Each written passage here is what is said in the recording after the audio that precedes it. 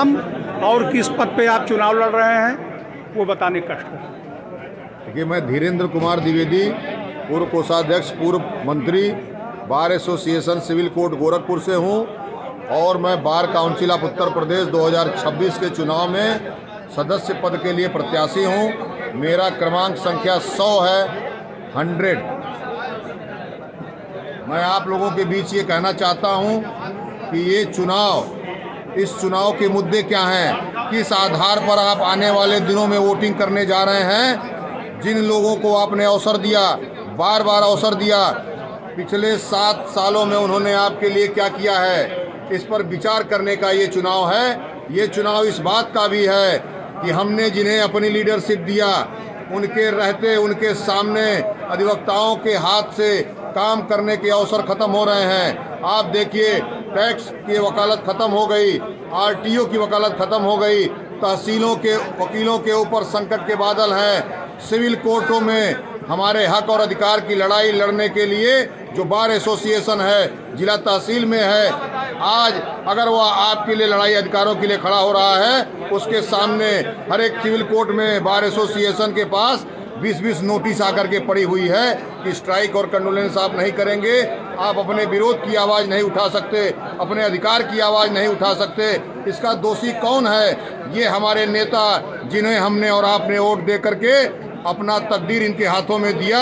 उन्होंने हमारे साथ क्या किया, आप बताइए। क्या आज बार एसोसिएशन में अधिवक्ता जो नए आ रहे हैं, क्या उनके सामने ये प्रश्न नहीं है कि हम कहाँ बैठेंगे, हम कहाँ जाएंगे? मेज कुर्सी लिए वो घूम रहे हैं, कह रहे हैं हम कहाँ रखें, कोई जगह बताइए।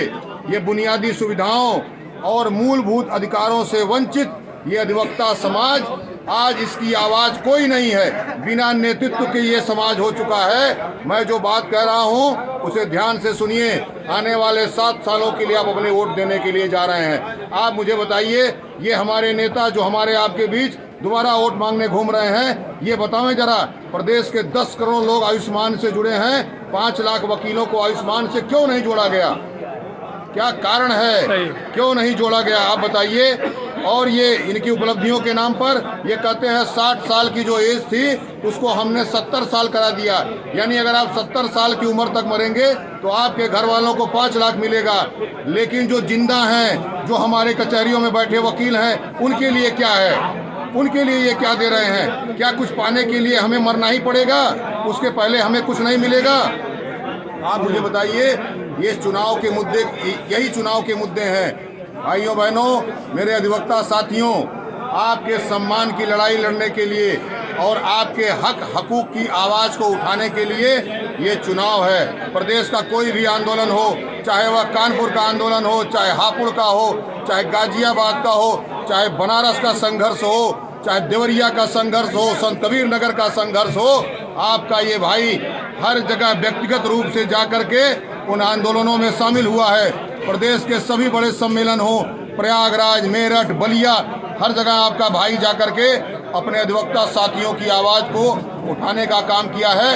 ये बार काउंसिल अगर कमज़ोर रहेगी, अगर हमारे नेतृत्व कमज़ोर रहेगा, अगर हमारा नेतृत्व सरकार और कोर्ट के सामने समझौता करता फिरेगा, तो अधिवक्ता समाज को जैसे आज तक कुछ नहीं मिला, वैसे ही कुछ आगे भी नहीं मिलेगा। आप मुझे बताइए, ऑफिसर ऑफ द कोर्ट का हमको उपाधि दिया गया, कहा जाता है कि आप ऑफिसर ऑफ द कोर्ट हो, और ये ऑफिसर ऑफ द कोर्ट आज़ादी का 78 साल हो गया, आज भी टीना छप्पर में बैठने के लिए विवश क्यों है? क्यों नहीं हमें चेंबर मिला?